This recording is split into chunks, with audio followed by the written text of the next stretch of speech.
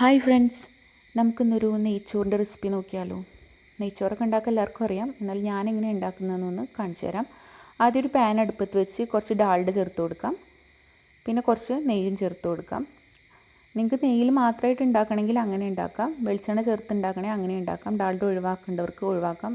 എനിക്ക് ഡാൽഡയും നെയ്യും ചേർത്ത് ഉണ്ടാക്കുന്നതാണ് ഇഷ്ടം, ഞാൻ ആ രീതിയിലാണ് ഉണ്ടാക്കാറ്. ഇനി അതൊന്ന് ചൂടായി വരുമ്പോൾ ഒരു 4-5 ഏലക്കായ, ഒരു 5-6 ഗ്രാമ്പു, പിന്നെ ഒരു 2-3 കഷ്ണം പട്ട ഇട്ടിട്ട് നന്നായിട്ട് ഇളക്കി കൊടുക്കാം. പെരുംജീരകം ചേർക്കേണ്ടവർക്ക് ഈ സമയത്ത് ചേർത്ത് കൊടുക്കാം. എനിക്ക് പെരുംജീരകത്തിൻ്റെ ഫ്ലേവർ ഇഷ്ടമില്ലാത്തതുകൊണ്ട് ഞാൻ ചേർത്ത് കൊടുക്കാറില്ല. ഇനി ഒന്ന് ചൂടായിട്ട് വരുമ്പോൾ ഒരു മീഡിയം സൈസ് സവാള ചേർത്ത് കൊടുക്കാം.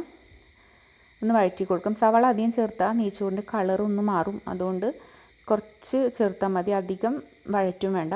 ആവശ്യത്തിന് ഉപ്പ് ചേർത്ത് കൊടുക്കാം. കുറച്ച് മല്ലിയില കൂടി ചേർത്തിട്ട് നന്നായിട്ട് ഇളക്കി കൊടുക്കാം. ഒന്ന് വഴണ്ടി വരുമ്പോഴത്തേക്ക് നമുക്ക് വെള്ളം ഒഴിച്ച് കൊടുക്കാം.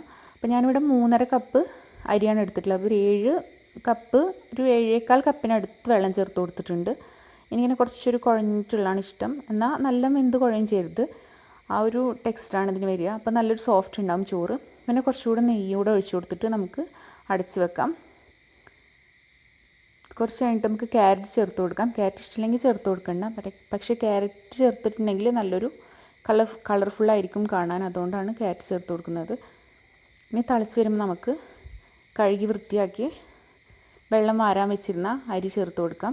അരി ഒരു അരമണിക്കൂർ കുതിരാൻ വെച്ചിട്ട് നമ്മൾ വെള്ളം വാർക്കാൻ വേണ്ടി വെച്ചിരുന്നതാണ്.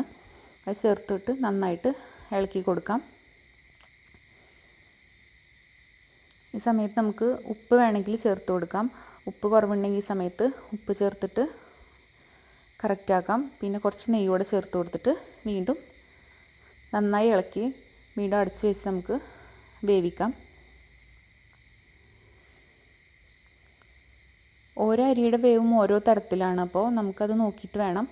ഓരോ ബ്രാൻഡിൻ്റെ അരി, ഇത് കുറച്ചൊരു വേവുള്ള അരിയാണ്, പിന്നെ കുറച്ചൊരു കുഴഞ്ഞ ടൈപ്പാണ്. അപ്പോൾ വെള്ളം അങ്ങനെ വേണ്ടാത്തവർക്ക് ഇത്ര വെള്ളം ചേർക്കണ്ട. പിന്നെ ഇടയ്ക്കൊന്ന് തുറന്ന് ഇളക്കി കൊടുത്ത് നമുക്ക് കുറച്ച് മല്ലിയില ചേർത്ത് കൊടുക്കാം. ഇപ്പോൾ വെള്ളമൊക്കെ ഒന്ന് വറ്റി വന്നിട്ടുണ്ട്, നമുക്കൊന്ന് നന്നായിട്ടൊന്ന് ഇളക്കി കൊടുക്കാം.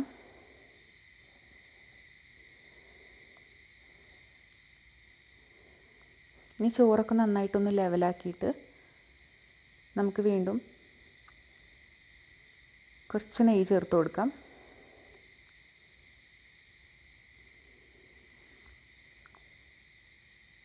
എന്നിട്ട് നമുക്ക് അടച്ച് വെക്കാം.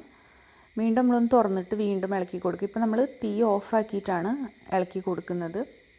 ഇപ്പോൾ ഫ്ലെയിം ഇവിടെ ഓഫാക്കിയിട്ടുണ്ട്.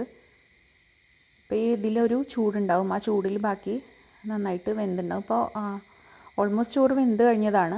ഇനിയിപ്പോൾ കുറച്ചുകൂടെ ഒന്ന് ആവണമെങ്കിൽ ആ ചൂടിൽ കിടന്നിട്ട് ആയിക്കോളും.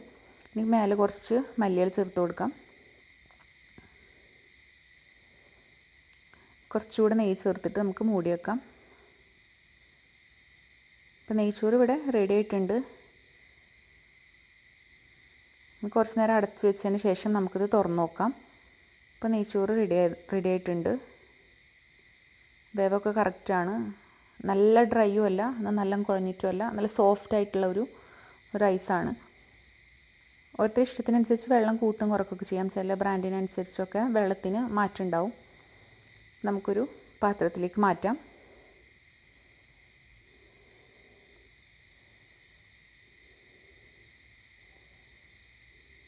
നെയ്ച്ചോറ് പലരും പലതരത്തിൽ ഉണ്ടാക്കും, ഞാൻ ഉണ്ടാക്കുന്ന രീതിയാണ് ഇപ്പോൾ ഞാൻ കാണിച്ചു തന്നത്.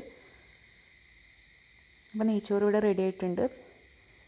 അപ്പോൾ വീഡിയോ ഇഷ്ടമായ എല്ലാവരും സബ്സ്ക്രൈബ് ചെയ്യുക, സപ്പോർട്ട് ചെയ്യുക. അപ്പോൾ വേറൊരു വീഡിയോ ആയിട്ട് വരാം. Thank you.